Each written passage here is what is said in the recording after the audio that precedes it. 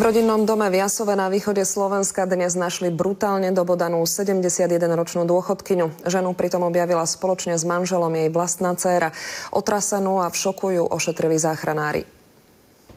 Zavraždenú ženu nevideli od piatku. Susedia si mysleli, že odišla s dcérou na zájazd. Stále podvečer sme tu vysadli vonku a Šárika včera chybovala. Najlepšia kamarátka bola, jak môžem povedať. Prišla dcerka domov z Maďarska, prišla dneska na návštevu ku matke a matku našla mŕtvu v dome vo vlastnom, zabitú. Dôchodkyňa mala na tele množstvo bodných rán. Zatiaľ nevieme, či došlo aj ku krádeži.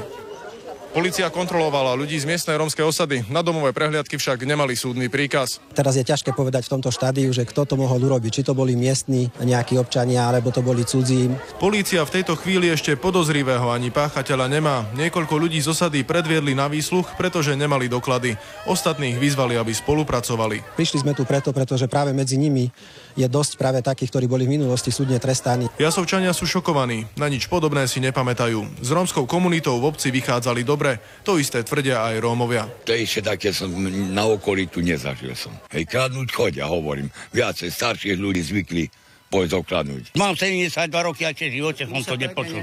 Aby našich ľudia zabili bieleho. To nikdy som. Z Jasova Dušan Tokarčík, televízia Marky.